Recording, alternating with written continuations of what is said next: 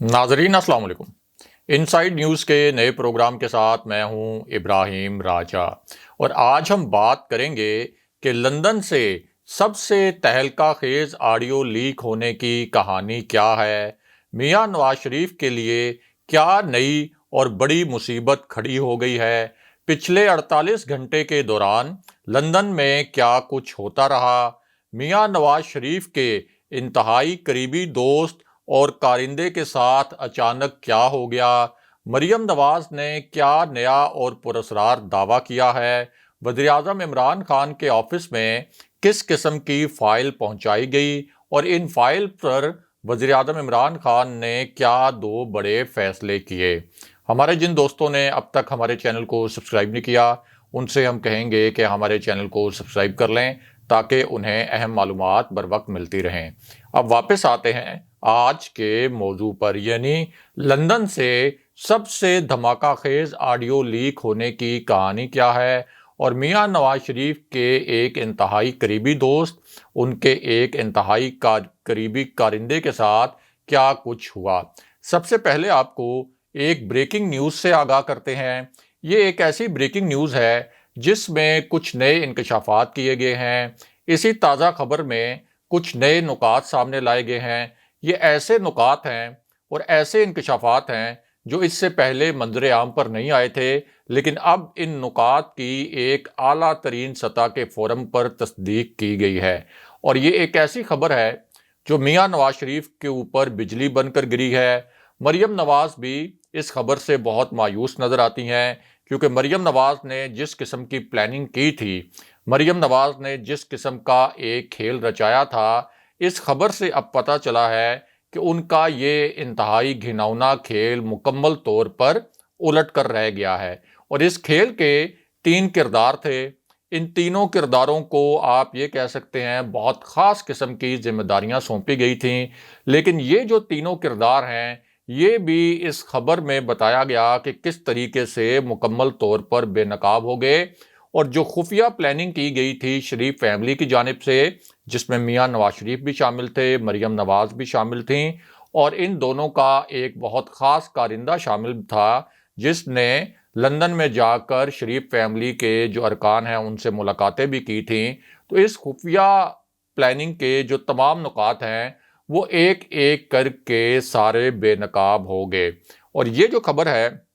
ये खबर आई है इस्लामाबाद हाई कोर्ट से, जहां राना शमीम तौहीन अदालत केस की समाअत होना थी। अब ये जो केस था, इसकी समाअत के दौरान 3 मौके ऐसे थे जब इंतहाई दिलचस्प सूरत हाल पैदा हुई और अदालत की जानिब से 3 बड़े दिलचस्प रिमार्क्स भी सामने आए। इन तीनों नुकात से आपको मुख्तसरन आगाह करते हैं। तो मामला ये है कि इस केस की समाअत चीफ जस्टिस अतर मिनल्ला खुद कर रहे थे, और जब समाअत शुरू हुई तो चीफ जस्टिस ने सबसे पहले इस्तफसार किया कि अटॉर्नी जनरल साहब, आप बताएं कि फ़र्द जुर्म की ये जो कार्रवाई है, जो राना शमीम पर फ़र्द जुर्म आयद की जानी है, इस कार्रवाई को आगे कैसे बढ़ाएं। राना शमीम के बयान हल्फी में, यानी वो बयान हल्फी जो उन्होंने लंदन में रिकॉर्ड करवाया था, जिसके मुतल्लिक उन्होंने ये दावा किया था कि मैंने ये बयान हल्फी रिकॉर्ड करवा के अपने नवासे को दिया। ये बयान हल्फी एक लॉकर में मौजूद था और मुझे नहीं मालूम कि ये बयान हल्फी कैसे लीक हुआ। तो उस बयान हल्फी के मुतल्लिक चीफ जस्टिस ने यह कहा कि इस बयान हल्फी में बड़े संगीन किस्म के इल्ज़ामात आयद किए गए। हमें कुछ छुपाना नहीं है, ना हम कुछ छुपाएंगे, ना किसी को कुछ छुपाने देंगे। और जुलाई 2018 से आज तक बताएं कि कौन सा हुक्म किसकी हदायत पर जारी हुआ। यानी बयान हल्फी में जो तासुर दिया गया था कि इस्लामाबाद हाई कोर्ट के जो हुक्मनामे हैं वो किसी की हदायत पर जारी होते हैं। Justice Saqib Nisar Islamabad high court के जजेस को फ़ोन करते हैं और उनको कहते हैं कि मखसूस किस्म के हुक्मनामे जारी करें, और जस्टिस साकिब निसार भी ये हदायत कहीं और से लेते हैं। तो इस किस्म का तासुर दिया अदालत ने कि पहले तो ये बताएं कि जुलाई 2018, यानी ये वो वक्त था जब मियां नवाज शरीफ और मरियम नवाज वापस आए थे, तो उस वक्त से लेकर आज तक ये बताएं कि हमारा कौन सा हुक्म किसी की हदायत पर जारी हुआ। इस अदालत का कौन सा ऐसा हुक्म था जिसके मुतल्लिक कोई सबूत मौजूद है کہ یہ کوئی طاقتور حلقوں کے کہنے پر جاری ہوا یا جسٹس ثاقب نثار کے کہنے پر کوئی فیصلہ جاری ہوا، اور اس بیان حلفی کے ذریعے اس عدالت کی بہت بے توقیری کی گئی۔ اس کے بعد چیف جسٹس اسلام آباد ہائی کورٹ نے یہ ریمارکس بھی دیے کہ اس عدالت کے حوالے سے ہی تمام بیانیے بنائے گئے اور یہ ایک آئینی عدالت ہے، لیکن اس کے ساتھ ایک مذاق کیا گیا، اور جب انہوں نے یہ بات کی تو ان کا لہجہ بڑا تلخ تھا اور لگ رہا تھا کہ وہ اس جھوٹے بیان حلفی پر کافی غصے میں بھی ہیں۔ اس کے ساتھ ساتھ انہوں نے یہ بھی کہا کہ ہم کسی بھی سائل کو بے توقیری کا ایک موقع بھی نہیں دے سکتے۔ آپ کو احساس تک نہیں کہ زیر سماعت کیس پر اثر انداز ہونے کی کوشش کی گئی، اور یہ عدالت اوپن احتساب پر یقین رکھتی ہے۔ اب یہ جو الفاظ ہیں کہ زیر سماعت کیس پر اثر انداز ہونے کی کوشش کی گئی چیف جسٹس کے، اس کا مطلب یہ ہے کہ اس بیان حلفی کے ذریعے مریم نواز کی جو اپیلیں زیر سماعت تھیں ان پر اثر انداز ہونے کی کوشش کی گئی، اور چیف جسٹس نے یہ بھی کہا کہ اس بیان حلفی کے ذریعے اور اس بیان حلفی کے متعلق جو خبر چھاپی گئی اس کے ذریعے لوگوں کو یہ بتایا گیا کہ یہ عدالتیں جو ہیں،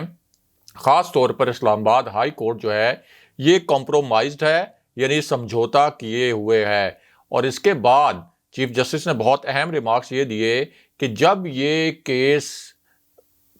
بیان حلفی سامنے لایا گیا اور اس کے متعلق جب یہ خبر شائع کی گئی تو ایک کیس ایسا تھا جس کی سماعت 2 دن کے بعد فکس تھی، اور وہ کیس کون سا تھا اس کے متعلق آپ کو بتا دیتے ہیں کہ وہ کیس اصل میں مریم نواز اور کیپٹن صفدر کی اپیلوں کا کیس تھا، جس کی سماعت کرنے والا جو بینچ تھا اس میں جسٹس عامر فاروق بھی شامل تھے۔ وہ جسٹس عامر فاروق جن پر اس بیان حلفی کے ذریعے الزامات لگائے گئے تھے۔ اس سے لگتا یہ ہے کہ یہ بیان حلفی اس کیس پر اثر انداز ہونے کے لیے لایا گیا تھا، یعنی مریم نواز کے کیس میں جسٹس عامر فاروق پر دباؤ ڈالنے کے لیے۔ اس کے بعد عدالت نے کہا کہ اگر کوئی غلطی تھی تو تب بھی ہمیں بتا دیں، ہم اس پر بھی ایکشن لیں گے۔ اب کل کوئی بھی تھرڈ پارٹی کوئی ایک پیپر دے، ایک کاغذ کا ٹکڑا دے، تو کیا ہم اس کو چھاپ دیں گے؟ یعنی کیا ہم اس کی خبر بنا کے چھاپ دیں گے؟ اور اس کے بعد کیا ہوگا؟ اور اخبار یہ بتائے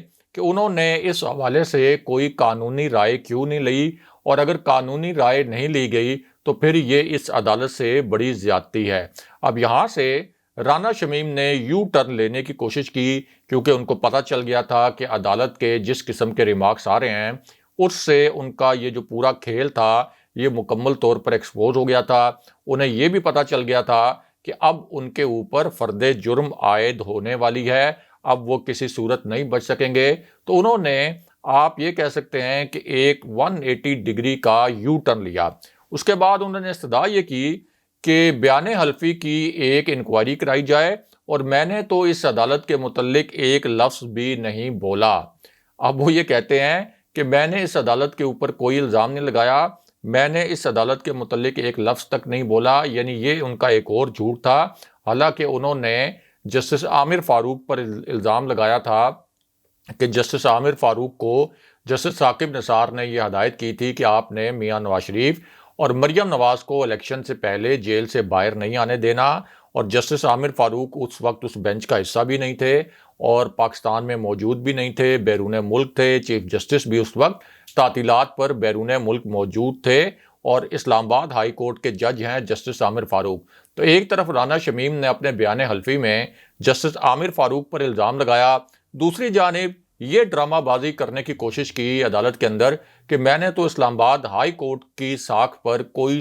سوال نہیں اٹھایا، اور میں نے اس کورٹ کے متعلق اور اس عدالت کے متعلق کوئی بات نہیں کی۔ اس سے بھی آپ اندازہ لگا سکتے ہیں کہ اس وقت شریف فیملی اور ان کے جو کارندے ہیں یہ کس طریقے سے اپنے بیانات بدلتے رہتے ہیں۔ اس کے بعد رانا شمیم نے ایک اور پینترا بدلا اور یہ کہا کہ میں تو روز کراچی سے آتا ہوں، فرد جرم مجھ پر مؤخر کی جائے، میں بہت ڈسٹرب ہوں۔ اور یہ وہی رانا شمیم ہے جو کراچی کی ایک یونیورسٹی سے تنخواہ کی مد میں لاکھوں روپے لے رہے ہیں،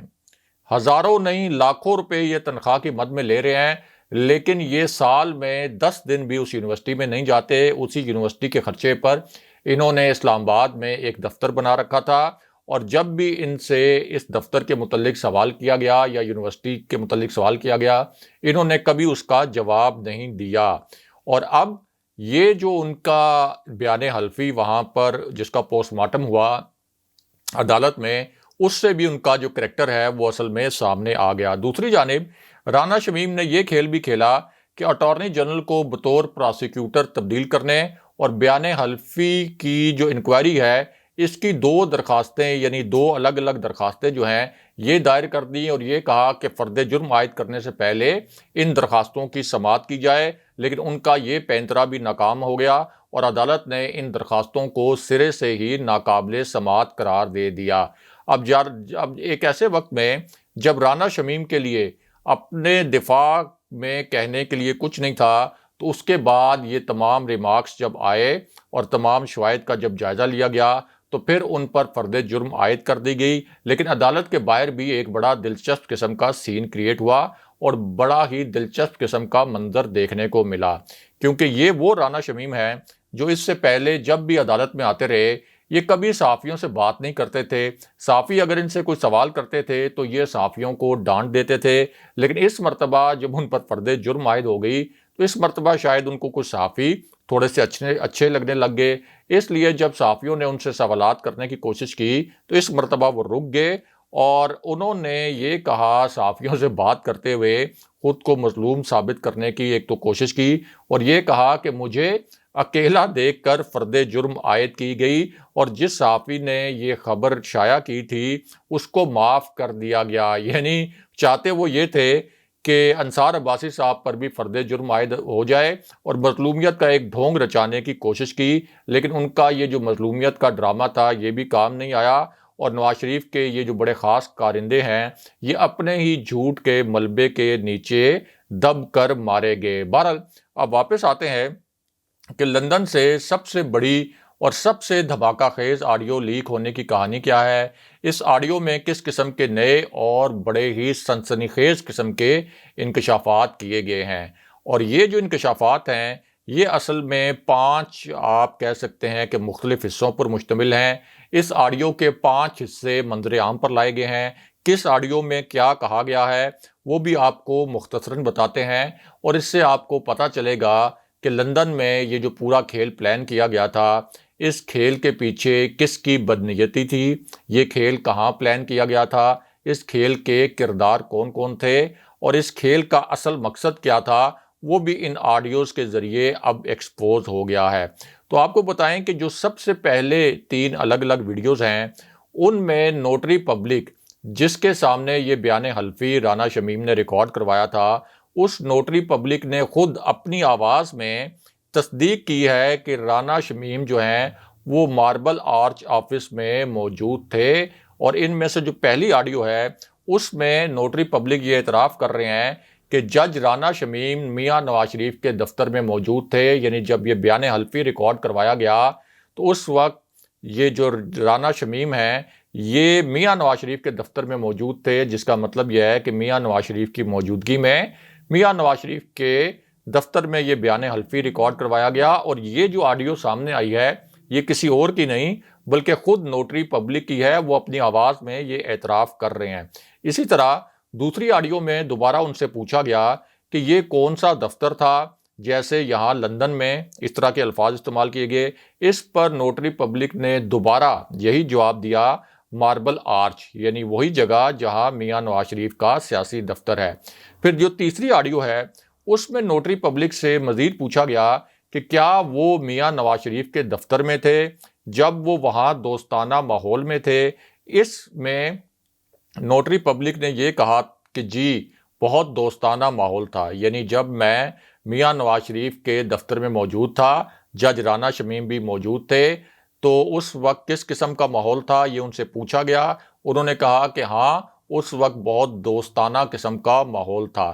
اس کے علاوہ جو چوتھی آڈیو ہے اس میں یہ کہا جا رہا ہے کہ یہ ان کے دوست ہیں۔ کیا آپ کو میری بات سمجھ میں آئی؟ جب نواز شریف وزیر اعظم تھے میں آپ کو پاکستان میں ہیڈ جج بنا دوں گا، اس قسم کی بات کی گئی، اور اگر آپ ہیڈ جج رہے ہوں اور 10 سے 15 سال حکمرانی کی ہو تو آپ اندازہ کر سکتے ہیں کہ وہ کس قسم کے دوست ہوں گے۔ یہ جو چوتھی آڈیو ہے اس کے اندر خود نوٹری پبلک کی آواز ہے اور نوٹری پبلک یہ کہتے ہوئے سنے جا سکتے ہیں۔ پھر جو پانچویں آڈیو ہے اس میں نوٹری پبلک کا یہ کہنا ہے کہ انہوں نے یہ جو ڈاکومنٹس تھے ان ڈاکومنٹس کا پوری طرح مطالعہ نہیں کیا تھا،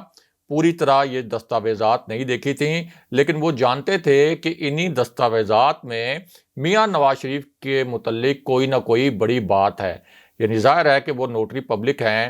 وہ نوٹرائز کرتے ہیں ڈاکومنٹس، تو ان کا تجربہ بھی تھا، انہوں نے ان کی باڈی لینگویج ان کی پلس بھی چیک کی، تو انہوں نے کہا کہ ہاں میں جانتا تھا کہ ان میں میاں نواز شریف کے متعلق کوئی بہت بڑی بات ہے، لیکن انہوں نے ان ڈاکومنٹس کو سرسری دیکھنے کے بعد ان کی تصدیق کر دی۔ یعنی تفصیل سے انہوں نے اس ڈاکومنٹ کو دیکھا بھی نہیں اور سرسری دیکھنے کے بعد اس کی تصدیق کر دی، کیونکہ اس وقت میں بہت مصروف تھا۔ تو نوٹری پبلک یہ کہتے ہیں کہ میں نے اس تفصیل سے اس ڈاکومنٹ کا جائزہ بھی نہیں لیا کیونکہ میں بہت مصروف تھا اور ان دستاویزات کو مناسب انداز میں دیکھ بھی نہیں سکا۔ اب یہ وہ خود اعتراف کر رہے ہیں کہ بیان حلفی سے ریلیٹڈ جو ڈاکومنٹ تھے ان کو میں تفصیل سے اور مناسب انداز میں دیکھ بھی نہیں سکا، اور اس بیان حلفی کی تمام کاپیاں میرے فون میں موجود ہیں۔ اور یہ جو پانچوں آڈیوز ہیں یہ سامنے آ گئی ہیں۔ یہ پانچوں آڈیوز کے بعد اسی معاملے میں ایک دلچسپ موڑ بھی ہے، اور وہ موڑ یہ ہے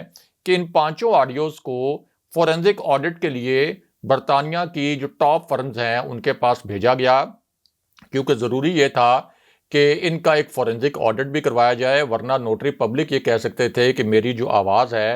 اور مختلف فورم سے اٹھائی گئی اور ان کے مختلف ٹکڑے جوڑے گئے اور ایک آڈیو بنائی گئی، جس طرح کے جسٹس ثاقب نثار کی تقریروں کے مختلف حصے مختلف جگہوں سے اٹھائے گئے تھے، اور ایک آڈیو بنائی گئی تھی جعلی جو کہ مریم نواز اور میاں نواز شریف کے ایما پر بنائی گئی تھی، لیکن بعد میں ثابت ہو گیا تھا کہ وہ ایک جعلی آڈیو تھی۔ تو اب یہ جو 5 آڈیوز تھیں ان کو درست ثابت کرنے کے لیے فورینزک آڈٹ کروایا گیا ان 5 آڈیوز کا، اور چونکہ نوٹری پبلک ایک اس سے پہلے ٹی وی چینل کو انٹرویو بھی دے چکے تھے، تو وہاں سے ان کی آواز کا سیمپل لیا گیا اور برطانیہ کی ایک ٹاپ فورینزک فرم نے اس کو آڈٹ کروایا، تو پتہ یہ چلا کہ یہ آڈیوز حقیقی ہیں، ان میں کسی قسم کی ایڈیٹنگ نہیں ہے، کسی قسم کی کوئی ملاوٹ نہیں ہے، کسی قسم کی ترمیم نہیں کی گئی، اور کسی طریقے سے بھی ان کو فیبریکیٹ نہیں کیا گیا۔ یعنی جسٹس ثاقب نثار کی آڈیو تو جعلی تھی، لیکن یہ آڈیو مکمل طور پر اصلی ہے۔ اب اس حوالے سے جو فورینزک آڈٹ کرنے والی فرم ہے اور جس شخصیت نے اس کو آڈٹ کیا فورینزک، انہوں نے کہا کہ میں اس معاملے پر اپنی رپورٹ کے حوالے سے پاکستانی عدالتوں کے سامنے بھی پیش ہونے کے لیے تیار ہوں اور لندن کی عدالتوں میں بھی پیش ہونے کے لیے تیار ہوں، اور یہ جو آڈیو سامنے لے کے آئے یہ ہمارے جو لندن میں دوست ہیں سینئر صحافی عرفان ہاشمی وہ سامنے لے کر آئے ہیں، اور ان آڈیو سے ثابت ہو گیا کہ نوٹری پبلک کا یہ جو ایک بیان حلفی رانا شمیم کا تھا جس کے متعلق رانا شمیم یہ کہہ رہے تھے کہ جب میں نے یہ ریکارڈ کروایا تو میں اکیلا تھا، لیکن نوٹری پبلک نے اب یہ بیان حلفی کے متعلق خود یہ تصدیق کر دی ہے کہ یہ بیان حلفی اصل میں میاں نواز شریف کے دفتر میں ریکارڈ ہوا، جس سے ثابت ہو گیا کہ یہ میاں نواز شریف کی، رانا شمیم کی اور مریم نواز کی ملی بھگت تھی، اور اب تک ان آڈیوز کے متعلق نون لیگ مکمل طور پر خاموش ہے، اور یہ بھی ایک طرح سے اعتراف جرم ہے، کیونکہ اگر ان کے پاس کوئی وضاحت ہوتی تو اب تک وہ وضاحت دے چکے ہوتے۔ اگلے پروگرام تک کے لیے خدا حافظ۔